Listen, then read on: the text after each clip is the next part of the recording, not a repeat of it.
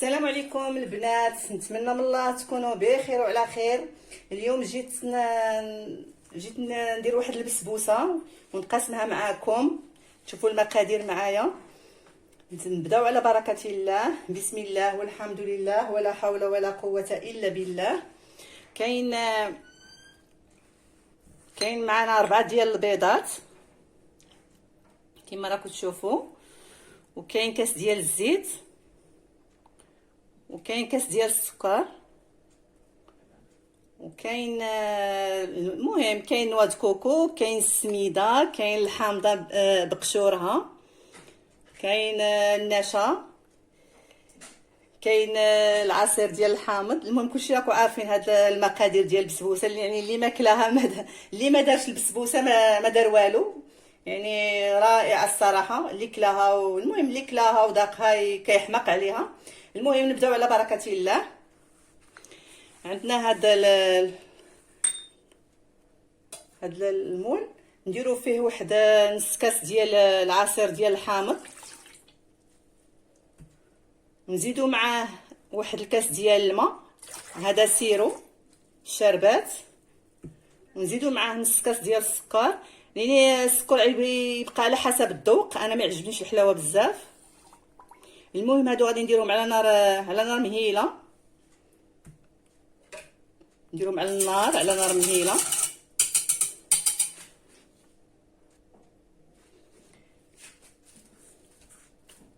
السيرو راه النار على نار مهيله، على حساب 3 دقائق 4 نطفيلو، ما نخليهش يطيب بزاف، غير فين يتبخ شويه ويعاود صافي. الاولى هو نبداو برشيشات ديال الملحه كما نعرفوا. بسم الله. وهاد كاس تاع السكر اللي قلت لكم عليه راني ما نديروش كامل، ندير غير النص ديالو. يعني المقادير كاملين فيهم كاس تاع السكر وكاس ديال الزيت وكاس ونص تاع السميده وجوج البيضات. هادشي اللي وشويه د الحامض، القشور ديال الحامضه. يعني غادي ندير غير نص ديال الكاس ديال السكر، نزيد معاه واحد الساشي ديال الفاني،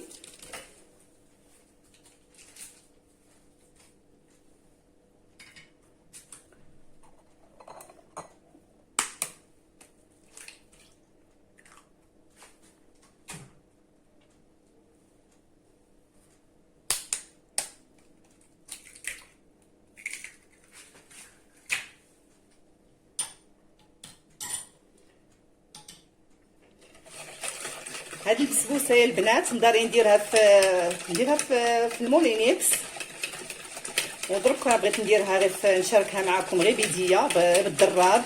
ما بغيتش نديرها في الدراب الكهربائي، بغيت نديرها غير بالدراب اليدوي باش كلشي يشوف، لان الناس بزاف اللي يبغيو يخدموا هكا غير بيديهم.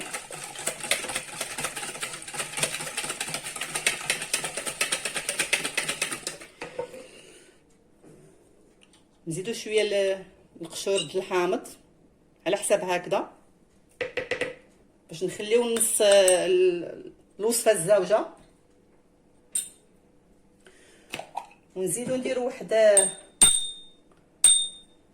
واحد المعلقه ديال العسل على حساب الاختيار ديالي. انا تعجبني العسل، هذه راها حره، واللي عنده تاع الصناعيه يديرها.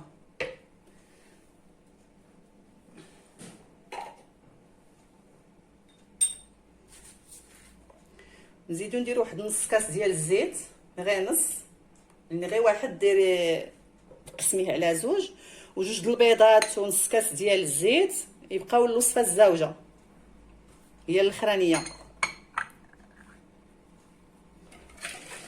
نزيدو نضربو مزيان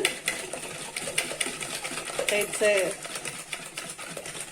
يجتمع لنا الخليط.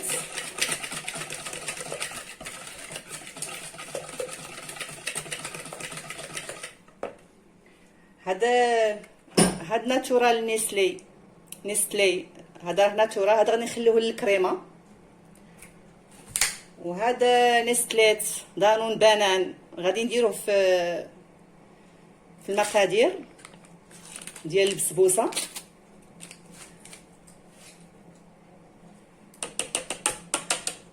ما تعرفوش شحال تجي بنينه البنات، يعني هذا المذاق ديال الموز بنين بزاف، يعني تواتى مع السميده والقشور الحامض.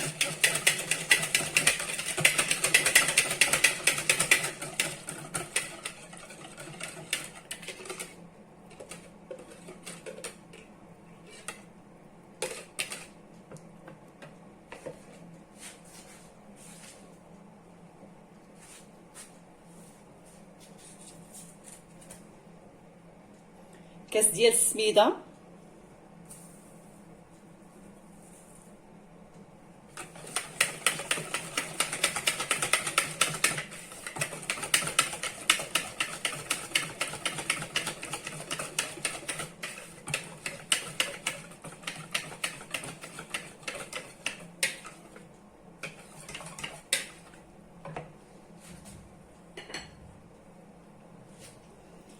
البنات درت كاس ونص، زدت واحد النص لان ما عرفناش السميده هذه شويه رقيقه عندي، ماشي رقيقه موين، ماشي رقيقه وماشي غليظه.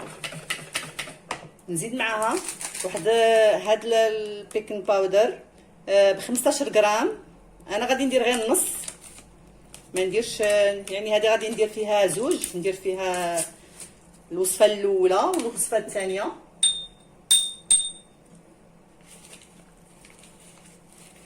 انا نخدم غير بعيني البنات عندي الحكمه في اليد وفي العين، يعني نشوف غير هكذا ونعرف كيفاش. يعني مع التجربه الواحد كيبقى يدير دائما الحلوه بيديه، وهذاك الشيء يعرف ويعاود يديرها ويعاود، صافي يهز لها المقادير، ما يبقاش محتاج العبار. كما شفتوا البنات راني درت فيها كاس ونص ديال العنبه ديال السميده. هادو هما المقادير ديالها. المهم غادي نجيب ليمون،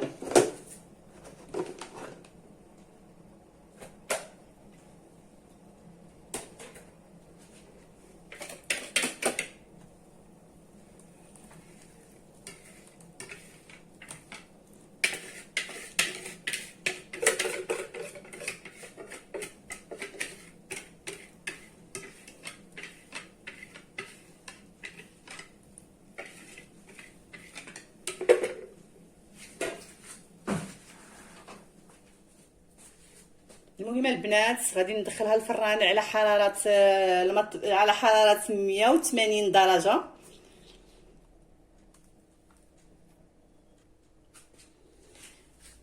العصير البنات هذا هو الشوربات ديال البسبوسه نتاع ديال الحامض السيرو، راه غادي ندخلو للثلاجه.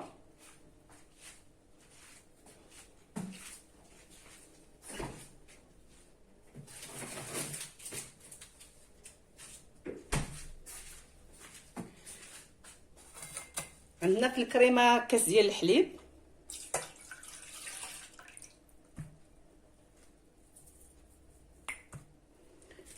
كاين واحد الفاني، كاين نص كاس ديال السكر،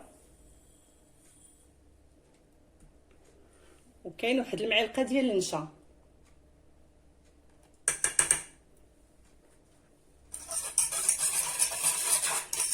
المهم البنات غادي نطيبهم على نار مهيله. المهم البنات هذه هي الكريمه اللي وجدنا، اللي درت فيها الحليب والنشا والسكر. المهم نزيدوا عليها 3 ديال الفرماجات كيري، ضروري يكون كيري لان كيمد واحد اللذه رائعه يا البنات. ونزيدوا معاها واحد دانون ناتورال، لان دانون ناتورال يتواتى مع النشا والحليب والفرماج.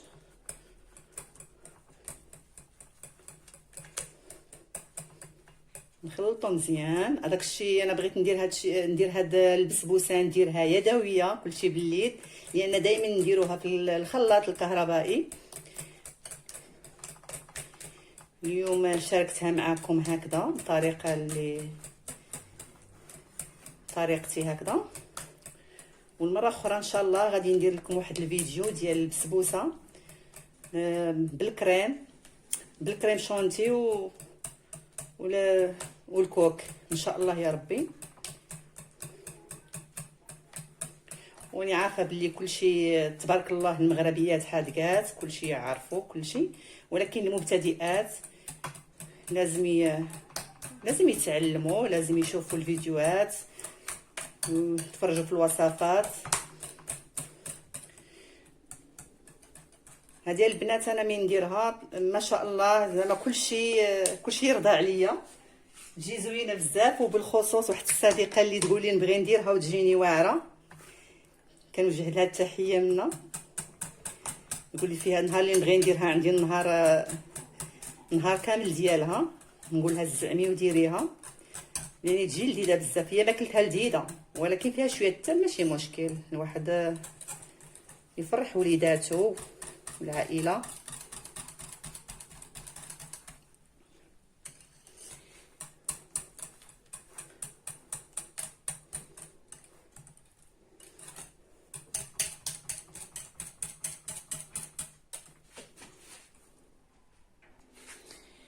البنات هي البسبوسه وجدت،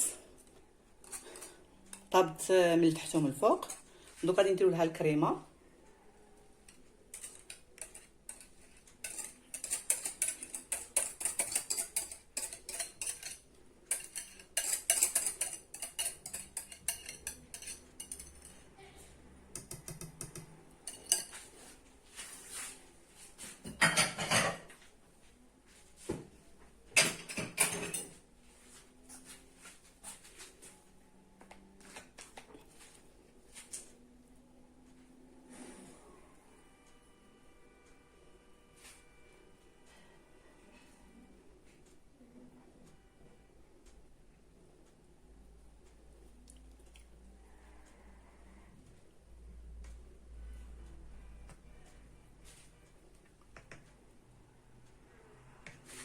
المهم البنات غادي ندخلها الفران، ولكن انا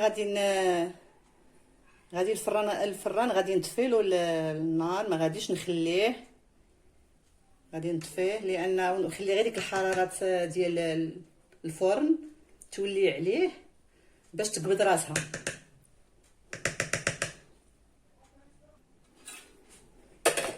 غادي نخدموا مع بعض الوصفه وهي الاخيره. شويه د الملحه، نص كاس ديال السكر، نص كاس ديال الزيت،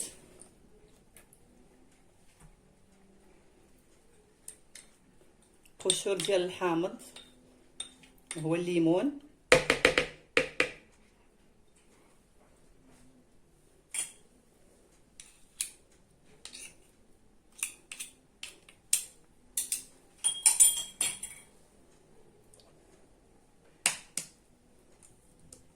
جوج البيضات،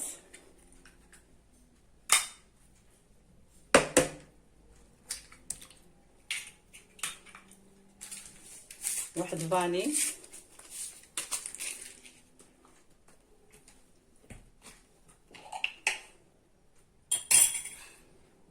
معلقه ديال العسل،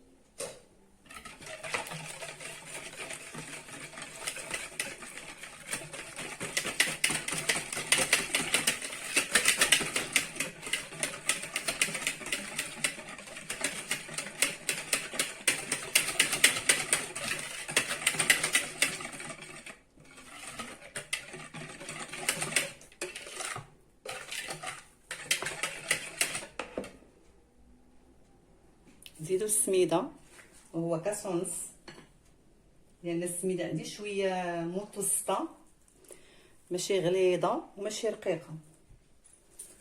نزيدو ديك نص ساشي ديال بيكين باودر وهي خميره الحلويات.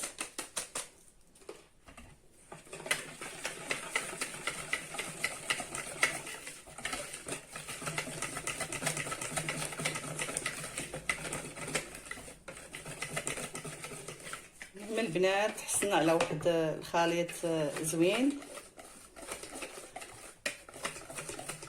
يعني جا مع راسو.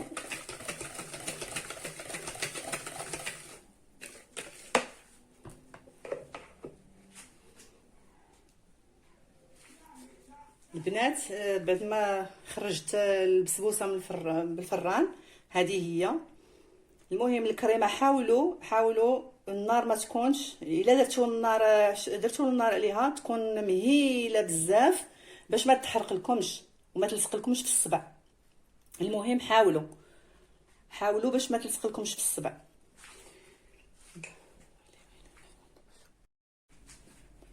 المهم البنات ها هي رجعت معاكم. المهم حاولوا هاد الكريمه باش ما تلصق لكمش، باش ما تحرقوهاش. قلت لك لان خصك ضروري ديري هكذا وما تلصقلكش في اليد. كي ما تلصقلكش هكا في اليد عارفي باللي راها واجده. المهم ولا تحرقت لكم راها غادي ما تجيش البسبوسه زوينه، اللي غتجي باسله تجي، لان داك الدانون ناتورال مع لا تحرق يطلق واحد ما نقول لكمش، يعني ما غاديش تجي زوينه. نحاولوا تفيو يكون النار سخون يكون الفران سخون بزاف، وغير تفيلو ورديها حتى يرجع ليها داك السخونيه وتقبض راسها. المهم هذه هي الكريمه اللي وجدنا اللي حضرنا، وغادي نزيدوا عليها هذا الخليط. نتمنى تكونوا فهمتوا الوصفه. الحمد لله كلشي راه فاهم وكلشي يعرف. انا بغيت نقاسمها معكم لان تجيني رائعه، وكلشي جميع الصديقات العائلات المهم كاملين يحماقوا عليها. تجي زوينه وتجي لذيذه، وواخا درتيها كبيره في شي مول كبير وهذه تبقى حتى الاسبوع، يعني سيمانه تبقى لك في الثلاجه، احتفظي بها في الثلاجه ما عليها والو. المهم غادي نديها عاود ندخلها للفران، وغادي تطيب على النار غير الفوق وعلى واحد النار اللي ما نقول لكمش مهيله بزاف بزاف، بحال الطياب ديال الحلوه اللي نطيبوها على نار مهيله بحال الكعك الوجدي. المهم تكونوا فهمتوني.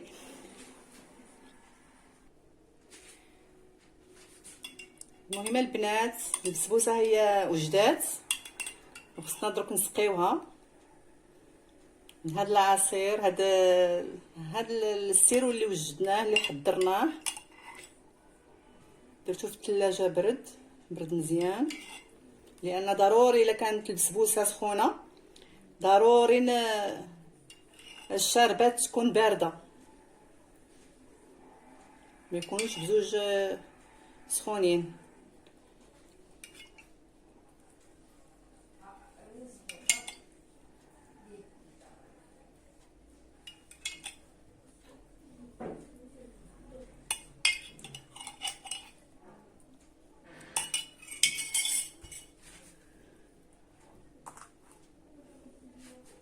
المهم ورشوها بشويه د الكوك.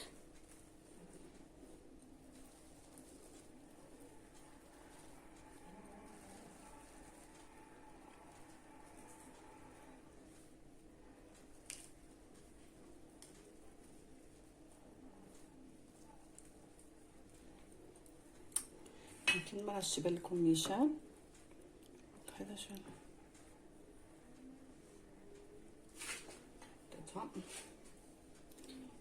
الصراحه انا تعجبني فيها الكوك يتواتى مع السميده والحامض، مع قشور الحامض.